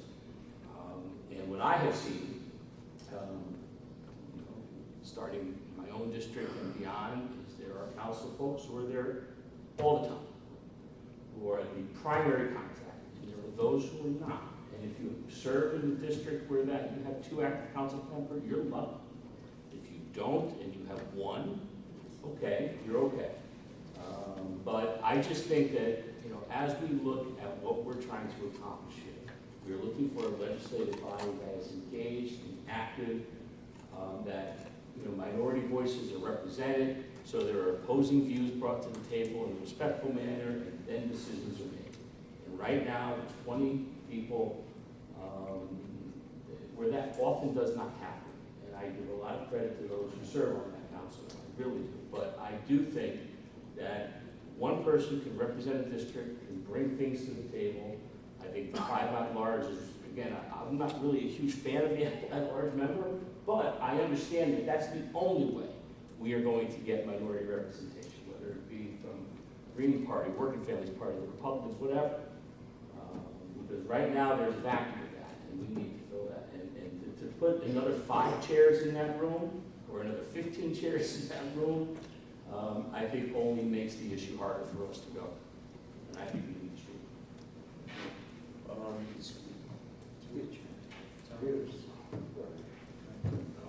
I was gonna follow up on what Joe said. I couldn't agree. I was actually gonna invoke Joe, because I remember from the last meeting, him talking about 2 council members per district. It's funny you say that. I was just having a conversation with a council member the other day, won't disclose who it was. And our conversation was about how the 2 people in each, there are more districts where the 2 people in the district, the council members don't get along than do get along. The 2 people per district, in my view, and I watch it, there is probably no one in this city that deals with it more than me. It's a bug, not a feature, in most instances. And so there are very few counter examples to that. And to Joe's point, you have all kinds of arrangements. People that don't talk to each other, that stab each other behind their backs. There's an imbalance of who's doing what, or there's an assignment of responsibilities, like your job is to do this and your job is to do that. Some public So the has told us solution that. is to go less because of that. I don't think that's that there's a root cause to that has to be resolved. Because, no, but I think it's part of the way the system is structured now, when you have 2 people that have overlapping jurisdiction over the same thing. When I think what Joe is saying, don't let me put words in your mouth, when you have one person whose job it is to represent that district, there is nobody else to rely on. You show up, you represent that constituency, there is no passing the buck, there's nobody to fight with over turf, it's you. And, you know, and then there are other considerations there, of course. Number 1, where you put them in the council chamber. Number 2, the dilution by expanding the council of the minor party. You go from, I mean, again, even under this system, they would only be about 13% or so of the body. Under the other solution, they're only 8% of the body. So how much do we really care about the minor party representation? The smaller the council, the more powerful each council member's voice becomes. It is easier for a mayor to get votes on a council when it is larger. Because when 1 or 2, a couple people have an issue with something, you just pick up your votes elsewhere. Again, I know this really well. I deal with it all the time. So if we're trying to make a more powerful council, you know, that's kind of the way to do it. And just to touch on, so we're talking about finances, another consideration, of course, is if you want to pay council members, fewer council members, kind of helps justify the fact that they do have a little more authority and responsibility, and there are fewer of them, so it's a little easier on the city budget to assign a salary. So. And remember too, these 2 councils, they're not running as all elected together as a slate. It's the top 2 vote getters per district. So it tends to work out that they, at least philosophically get along in this city. But there is a chance that you will be paired with somebody who wasn't the person you were quote unquote running with. Who represents a different point of view than you. And now you have a battle in your district of, can you adequately represent everyone and bring all of their concerns forward to the council chamber on a regular basis? And look, I think that if there's one council person and, there are people in your district who might not agree with you philosophically or politically, but they're bringing their concerns to you, and you have the duty to bring those forward. All goes through one person. The accountability is much better. No matter what the changes, it will take effect in what year, 2031? 2031, when the new census would kick in. And again, I'm sorry. Just to say that we would be keeping the 10 districts, which I think, again, people are really married to that. This is a big change. But I think if we were sitting in this room creating a new charter for the first time, a new city of Bridgeport, we would have never designed the system that's in place now. I don't think anyone would have said, let's do this. It's a very unique system we have here. Very, very few municipalities have a structure like ours. I wanted to go back to when we first discussed this, many meetings ago. And I spoke out to say, having been a council person, I did not agree with reducing the size. And I will say that over time, and speaking to lots of different people about this, I have changed my view about that. And I can speak to the discussion having had, I think, 4 different partners in 4 different terms. One of whom would, fell into the scenario that Joe was just talking about, that it was not the person that I was running with who was the second vote getter. There were some that were great, and there were some that were terrible. And I will say that I can't really say that I felt as though I worked any less when I had somebody who was good, but there was certainly an anchor when you had someone who was not strong and who was not committed and all of that. So I have definitely changed my opinion, especially going from 20 to 15. It's not like we're going from 20 to 10. And I kind of had that stuck in my head and almost disregarded the 5 at large in my head.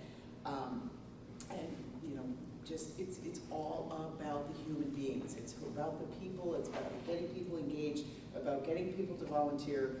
I still don't agree with paying it being a paid position. I just don't. I just think it would be an opportunity, and not to, again, speak of the political climate in the city of Bridgeport, but the people who get elected are the people who are more closely affiliated to the Democratic Party, and that when there's money involved, that's even worse. For me, it's not a healthy equation. So you really need somebody who is dedicated to it. If they're going there because they're going to get $30,000 or whatever it might be, and that's a lot of money. Or what? Because we called it a living wage. It needed to be something that someone wouldn't. They have to take away from their work. So maybe they work a part-time job and they do the city council, but still, the money to me is it's going to be a problem, and it's I going to. also think that limits other people from wanting to run. I have a question that was brought to my attention in regard to the at-larges.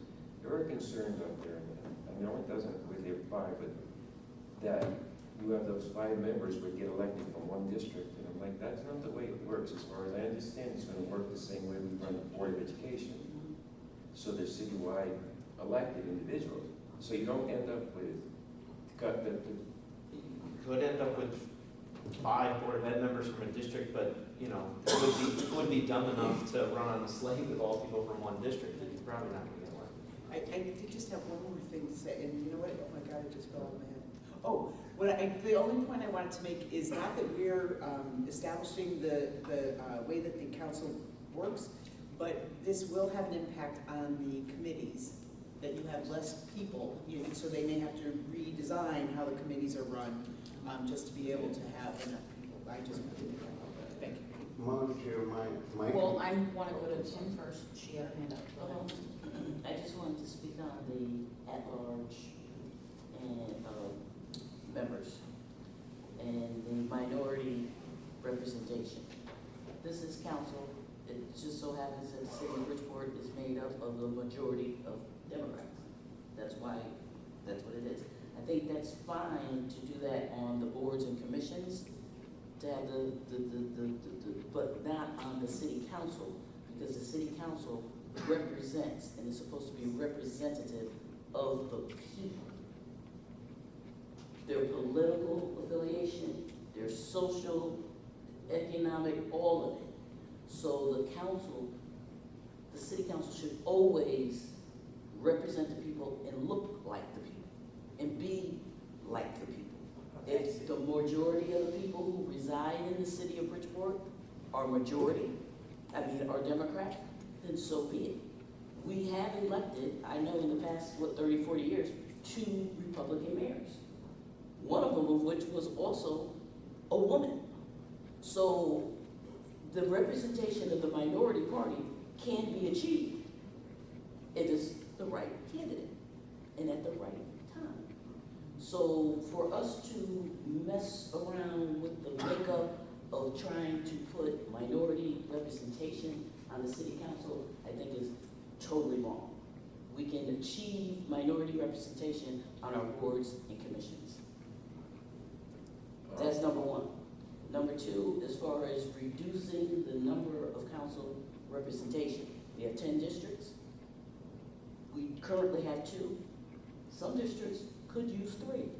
And the whole situation about who your council member is, who you're running with, and if they're more active or less active than you, if they're no good and not good, it's for the people to decide on who is representing them in the city council, not the other candidate. One more, I'll go on the compensation. I also agree with Sue. Compensation, as far as a salary as it goes for the city council, I think would muddy the waters and mess up everything else. And we don't need that. Now, a lot of the things as it pertains to the over so much Democratic, and it's the whole Democratic Party running the city, well then, we need to do work to clean it up and organize it.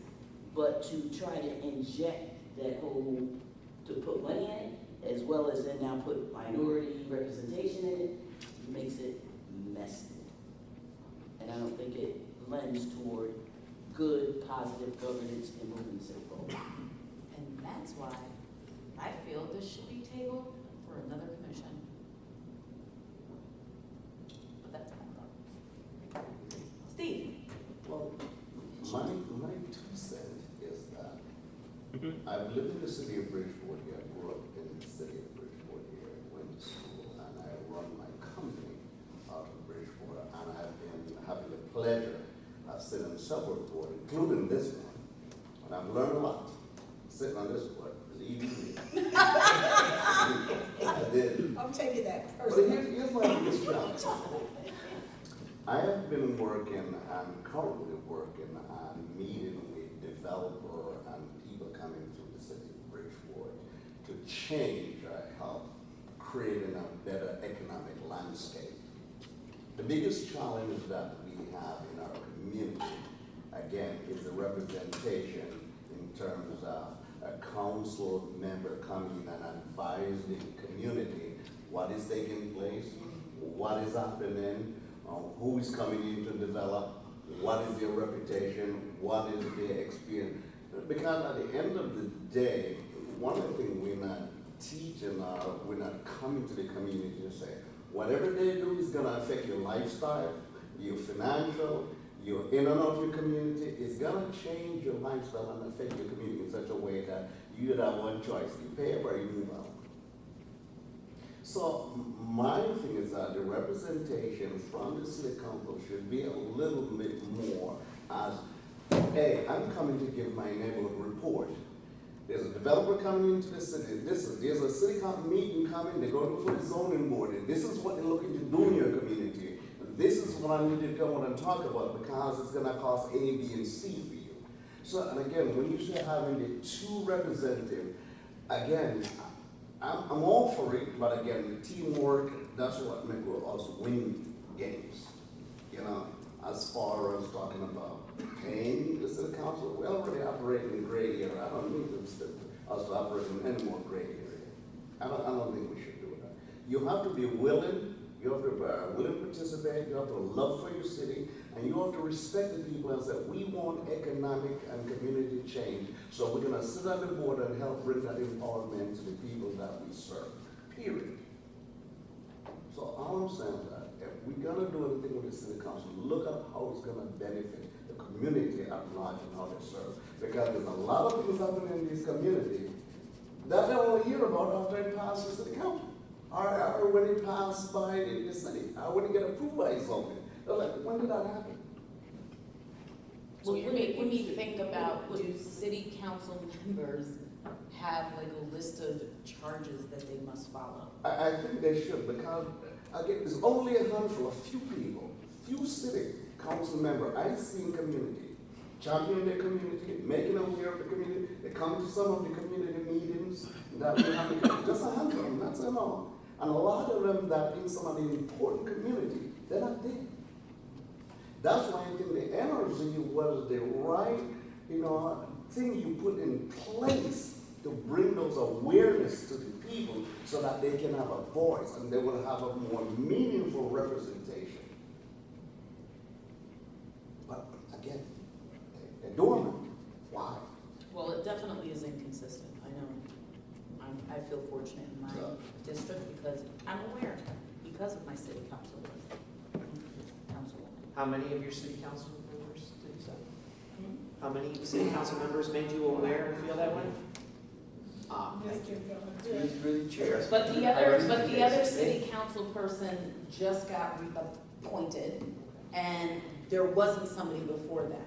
So I can only speak for my neighborhood, but I don't know about on the other side where the JFK is.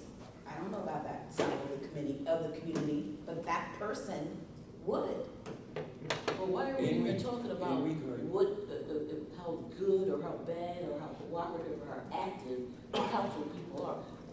The charge, what we're talking about is reducing the size, keeping it the same, or adding.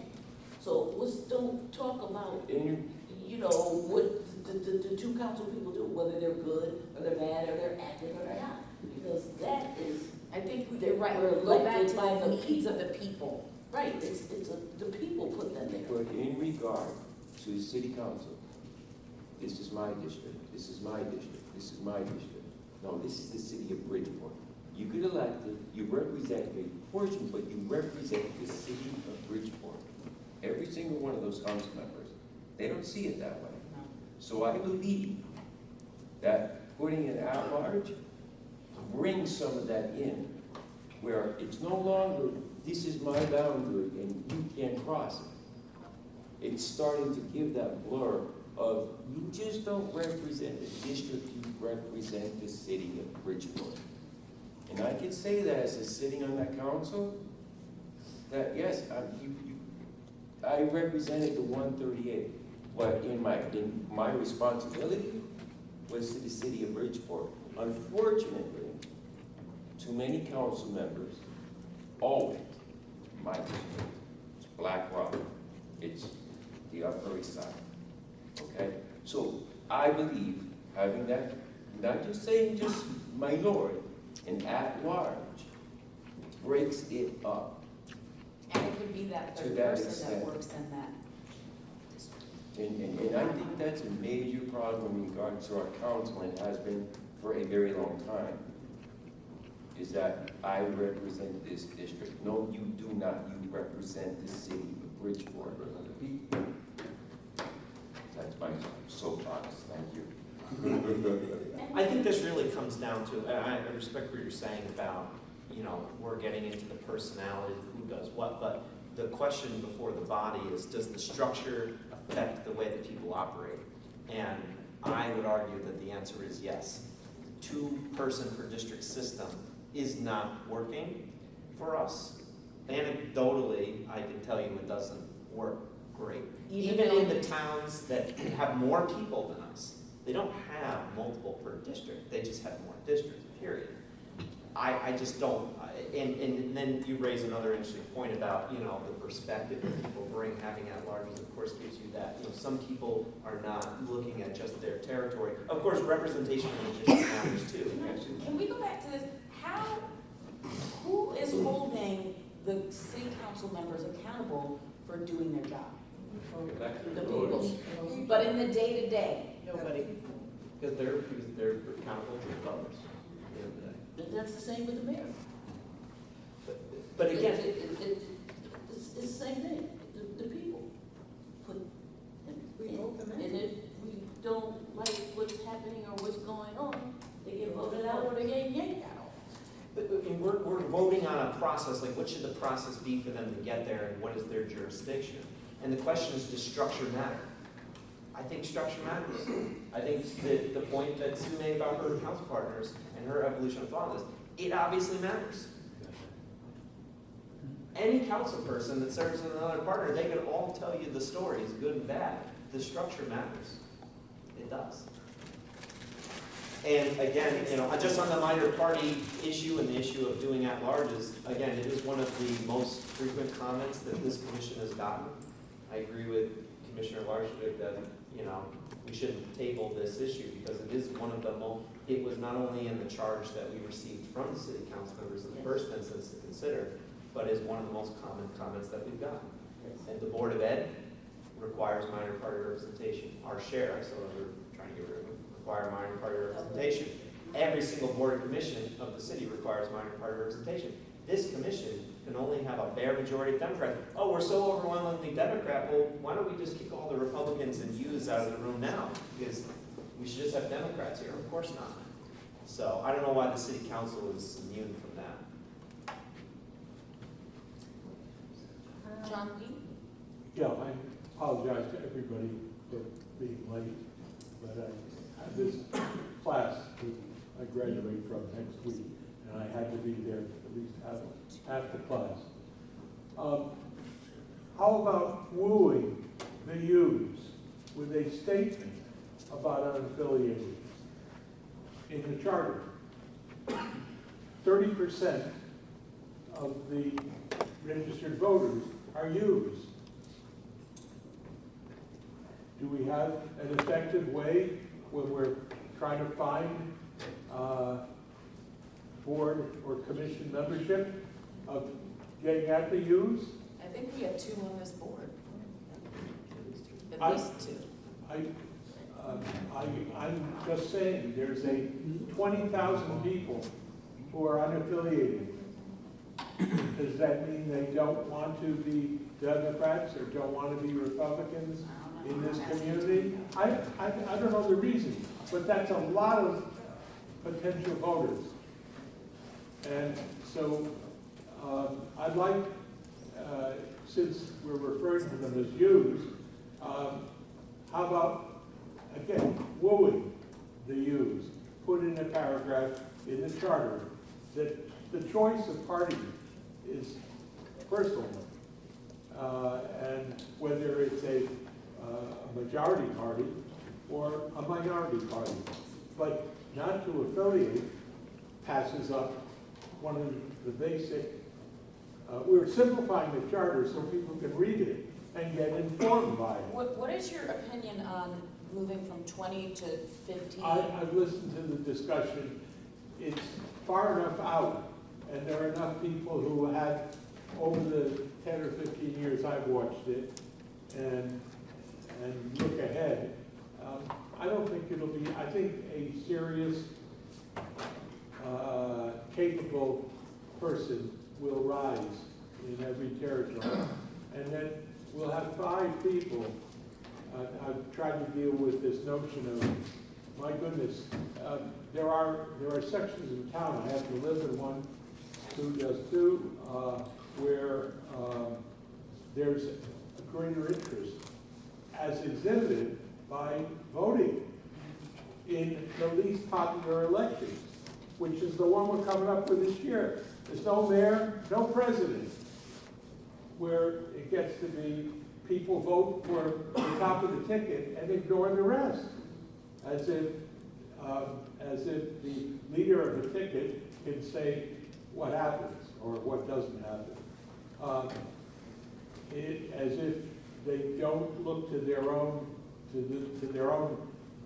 self-interest. And have I met my council person? And what do they hold the candidates for the 5 at large? What do they hold them responsible for? What type of experience are they looking for? Because I can think of several people on the council right now whom I could vote for because they are able to keep their minds on a variety of things and not be, but things happen in people's lives. I also pick up on NRCs weren't around the last time we tinkered with the charter. I think we ought to put in something about, even if it's just comments or dependents, to the charter. That the NRZs are a new force in the community. They represent an opportunity for the public to be heard, to practice sitting on a board or commission, looking at local issues and trying to move things along. They may not have money, but it's practice. And I don't think a lot of people understand that. I might be able to clarify a couple of points. Number one, NRZs are creatures of the statute, and they're created by ordinance, so I don't think they belong in the charter. The ordinances are what create them. We've been through that recently. As far as political parties and unaffiliates go, I'm looking at 9167A, which is the minority representation statute. And it makes zero mention of any political party or unaffiliates or independents by name. All it says is no more than X number of members from the same political party can serve, and then it says if it's a 9-member, we can't have more than 6. So we shouldn't be mentioning political parties or unaffiliates or registration in the charter. All we should be doing, if anything, is restricting the number who can serve from one particular party. So I think what was being proposed, I could be wrong, but I think it was, if you're going to go with 5 at large, no more than 3 can be of the same political party. I think that's the most you can say about it, because you could be a working family party member, unaffiliated, communist, whatever. Does it have to be 3? Can it be 2? 2 of them. I think, You I could- thought about that. Why I think the not? weird thing is, The statute would allow you to have up to 4, but I think the goal here was to recognize that the likelihood is that the other 15 or 20, whatever they are probably going to be of the dominant party. So there's nothing prohibiting you from requiring a greater or a lesser number from one party. And what you'd be doing here is 3 out of 5, Yeah. rather than 4 out of 5. It seems to me pretty weird, because I thought about that exactly. It seems weird to say the dominant party that gets the most votes can only have 2 of the 5, and then the minor party gets 3. That seems odd, you know what I mean? But I see your point. Because the whole point is to To give make minority some juice. representation. It's checks and balance. Look, I know we've debated this a lot, and I don't want to call it debate, but I just say that our state policy with respect to the Board of Ed and other offices and boards and commissions is that we have minor party representation. And I think there's good logic behind that, and that's why we have it. I think it should apply to city council. I think if we were creating a new city today, no one in their right mind would create the system we have.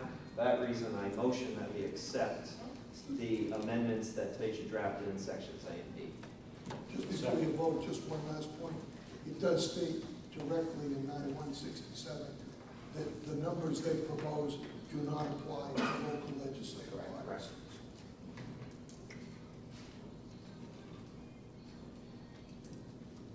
Who are you? Oh, is that my Let's see. I'm sorry. What is going on?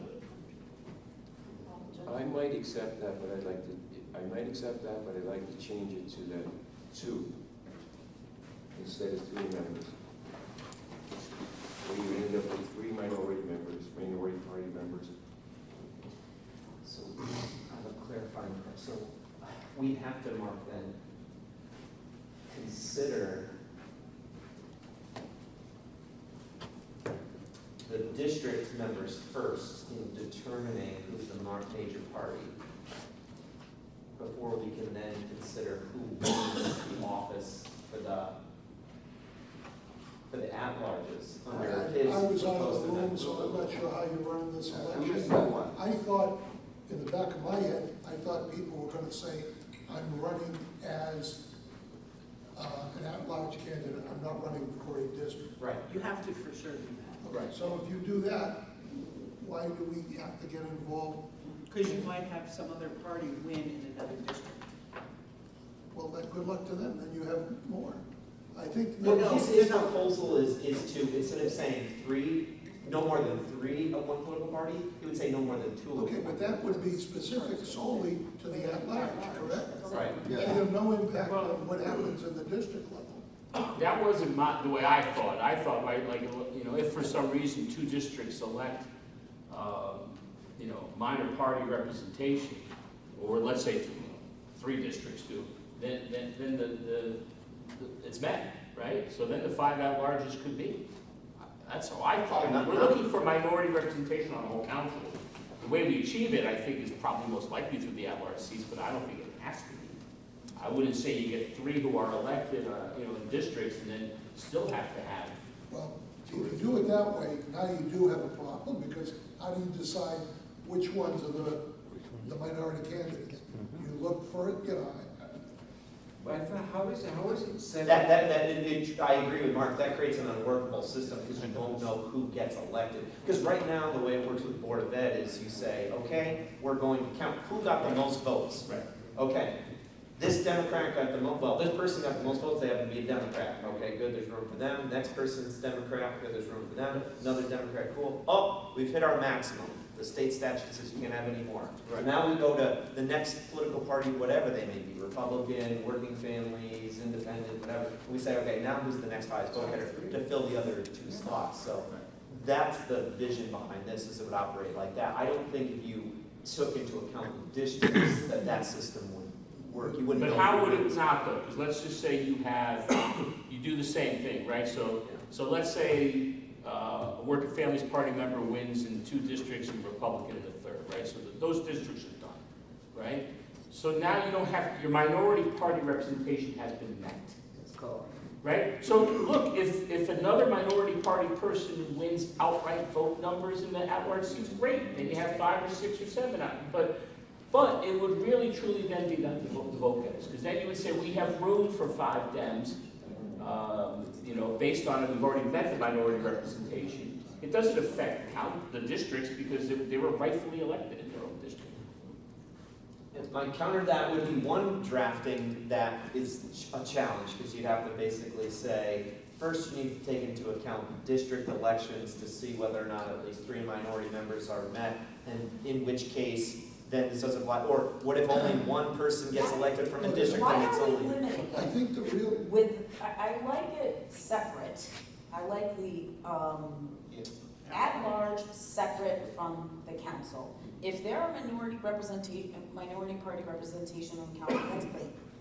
If there's minority representation in addition to that on the, at-large, who cares? Well, but that goes back to Kim's point. If you have now 6 minority representation, and in the city, the climate is, 80% Dems and. but it's not. Well, don't they Because you still count have on to, affiliates as non-Democrats, and so the Democrats are what, 60%, 50%? The unaffiliates are almost as many as the Democrats. Yep. So the reality is that if you have 25, for instance, including the at-large, if you end up with 5 non-Democrats, that's not a huge minority representation as a whole. And the reality is, it may or may not ever come to pass. And then if it gets to the point where the world changes and you're getting well balanced, then you do a charter revision and you undo some of the stuff. But I would be shocked if you're gonna end up with too many non-Democrats in the council. Yeah, I agree with Faith's point that why are we limiting minor party representation? And it's going to take a couple decades for this to even be a possibility, really. So I just think it's... and I mean, are they also, like, they're elected, great, you're from a minority party. So they're gonna continue to lead with that lens, or are they gonna lead with what the people want? Well, how are they any different than a Democrat? They're, Right, how right? or a Republican. I don't know, Joe's pretty weird. So there's no doubt there. John had his hand. Oh, Yeah, sorry, I was just going to say that, in reference to what we just talked about, yes. yes, I heard numbers challenged. I believe you find about 40 to 42,000 Democrats right now of the 70,000 plus as an accurate number. I believe the unaffiliated are around 20,000. So they're about 1/3 of that block of non-Republican and non-anything else of note.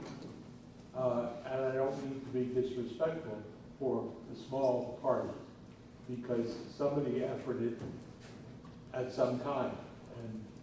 But I'm looking at the unaffiliated because perhaps from a governance point of view, and we won't be talking about this except at a meeting like this, from a governance point of view, have the unaffiliated come to the city and say, I know nothing, I don't care for politics, and I'll pick my leader, and so I'm going to be disaffiliated, unaffiliated, and I suffer a failure because I live in Connecticut to have to participate in their primary. So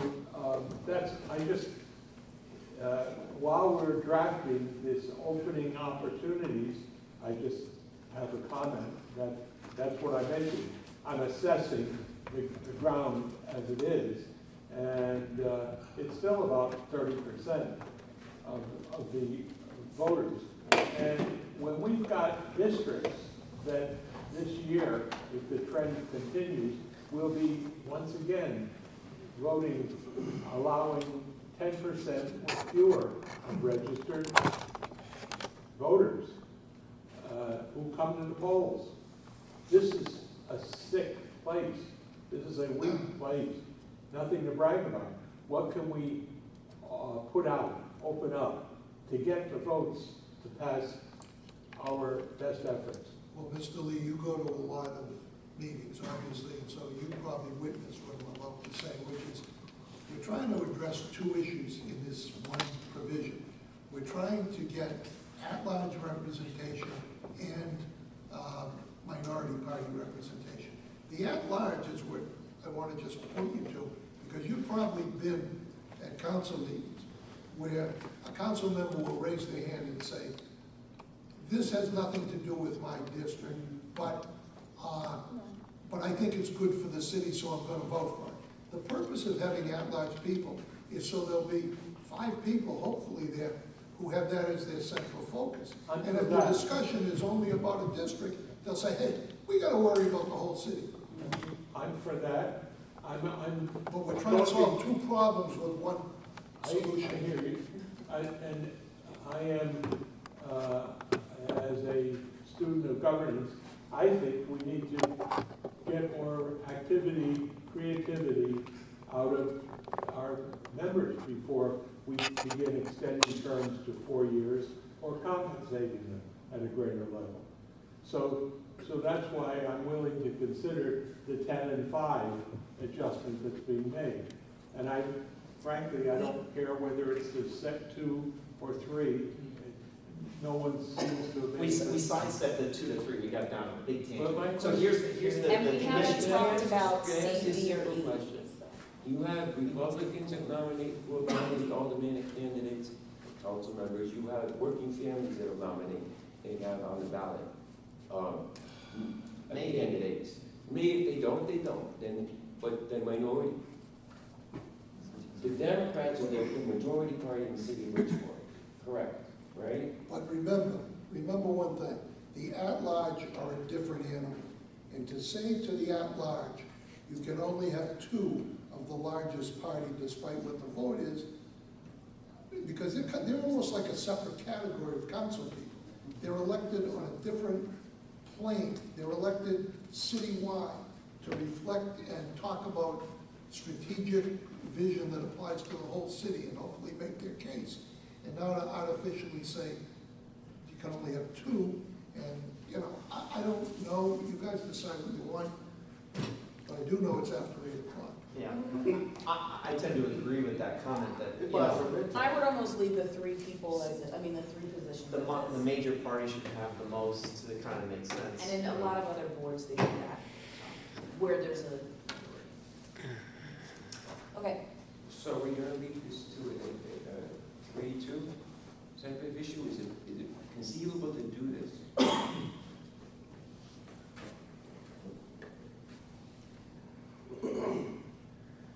The only other thing I guess we can consider, I don't know, is add, you can add that, like have 6 at large, but, you know, and then you can have no more than 3 of one political party. So now you definitely have 3 minor parties. And I suppose you can make it a 16-member body. I'm not sure I'm in love with it, but it, Yeah, I don't know. I tend to think the 10-5 is fine, but if we're, you know. And I'm fine with 3, I wouldn't, it's not a hill to die on to drop it to 2, but I would be 3. You know, would make it more. But this It's is just why what other cities do. By the way, we're adopting a model, this is a model that's done, I think, in Right. Camden and in other places, so it's not like we're reinventing the wheel. Well, I just have to throw something out. When we decide to go with, we decide to go with, take it to the council. okay, so we are looking at There's a motion. on the There's a floor. motion. section A and B. That's what they're saying. Tom made a motion. It's been I'll seconded. second that. I'm not sure I understand. Hold on a second.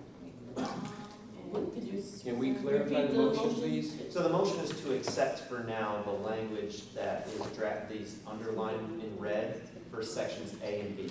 I'll leave C and E alone for a minute. Hell, I'll add to it. I'm gonna add to my motion eliminating the amendments in section C, the 4-year term. Since everybody can speak up in favor of that. Okay, So wait, hold accept on. A, accept B, and decline C. Yeah, that's true. That's 23. So do we need a motion to amend then? Because that's already, the first one's already been seconded. Can we also, Oh, gosh. include in that motion? to- We can do a separate one for C. Let's Let's leave just it, do I have separate my, I'll leave my policy. motion accepting A and B. First, I need to take a vote for accepting the language for now. But that would be I'm sorry? Well, You said for now, so I put in for now. Take Oh, that. well, No. yeah, I mean, yeah. What is it, Major? Motion to Just accept accept the the language language of A and B. of the underlying red for A and B. Yeah. And that was seconded. That by- was Tom and Susan. No, I mean, I second. Oh, you, We have multiple Joseph, seconds. okay, there were a lot of people seconding this. Either way. All those in favor signify by saying aye. Aye. All those opposed? Here, Opposed. How many, Kim's opposed. did you have your hand? This is. I had my hand up for another reason. I just wanted to point out if, The motion passes. depending upon what we do with E, that we would have to change the title of the section. Just wanted to point that out. Well, I was gonna make a motion to reject that section. Oh, wait a minute. First, we have Yeah, to do we got C. You wanna do C? I make a motion to reject C. I'll second that. That would, that effectively, can you Verbalize it? Well, right now it's a 2-year term, this would change to a 4-year term. This really hasn't come up, I don't remember us even talking about it last time. So it We was. discussed it with a couple of people that were interested in it, but Keep it to even you. people initially that were advocating for it with me have since fallen off, so I don't know, there's a lot of people in love with it. So the motion is to reject I a just think that's a 4-year vague term and maintain a 2-year term as it exists. Correct. All those in favor signify by saying aye. Aye. Was there a second to that? I'm sorry. I'll second. No, I had Tom and Joe. For A and B. And then C And For also. C as well. For C as well? That's fine. No, this I'm was a not a whole separate nother vote. one. Separate vote. And keep, 2 years. Okay. Now, we're on to D. D is nothing, there's nothing for changes. Oh. No, I'm sorry, E. I'm on to E. We're on to E. I make a motion to reject subsection E. I second that. All those in I'd like to favor? debate this one. I haven't really talked about this one. I know we're late, so Yeah. it's I'll very- just say. It's gonna be long and no. Listen, then I'll make a motion, well, before I make my motion, let me just say this. there's a reason Well, it's on the table. why this is being proposed. And the reason is because the current system with the stipends is also an unworkable system. In addition to the fact that we are trying to encourage good people to run for office. And this is a very similar debate that's happening in other communities where certain people do get paid. It's a similar effort that happened at the legislative level, the state So legislature. if the stipend that is used for city business is not sufficient, why not raise that versus a salary? Because the stipend is not meant to be a salary. It's really different. What it is basically Is used for the now. salary gonna be in lieu of the stipend or Yeah. in addition to? So then Because is I've that read it what both ways. No. Well, it doesn't say it, but I mean, I think the council members were looking for this to be in lieu of. And I think our finance people, for good government purposes, have recommended this. And, I think council members want it because, I honestly think we're rushing this Yeah, in, if we wanna sit here and have a conversation about this, then people need to call people and tell, like, we need to have a longer session. I would love to hear Heidi's point and others on this. I make a motion to table. Thank you. Well, I withdraw my motion, for my first motion, for all of us. I was. All right, it's been tabled. Section Okay. E has been tabled. This section E has been tabled, wait, just to go back. We've accepted A and B, we have rejected C, and we have tabled, E. E and the title, What? E and the title, because it talks about compensation. Okay, and the title. We are thinking of having a meeting on Monday, the 16th, we have a lot to do. 5:30? Monday? Yeah. So the reason I talked to the chairs about proposing a Monday meeting because we have a lot to do. And worse than our debates, which seem endless, is the drafting. And the last thing we want to do is be sitting here on Saturday all day trying to draft. That's a bad idea. So the idea would be, we'll get this out of our system tomorrow, Wednesday, then Thursday we have public hearings. So there's really nothing happening on Thursday other than us listening to the public on what we've done. Saturday is our last chance to really figure out what last changes we want to include in this thing. And then it just leaves Monday to just be a meeting where we show up and we're really not trying to reinvent the wheel, we're just voting.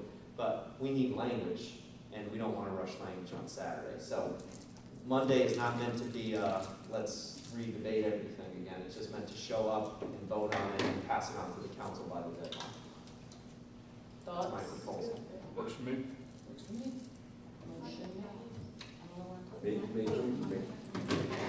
Make a motion that we meet on Monday, what's that date? Monday, the 16th at 5:30?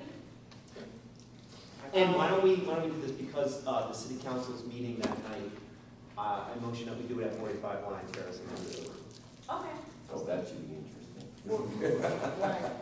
Just because it's right before the council meeting, and so it's kind of a synergy there. I don't know, we get people that are going to the council meeting, council members can attend. In the Wheeler Room? Yeah, in the Wheeler Room, we did the last meeting. At 5:30, is the issue 5:30? 5:30, yeah.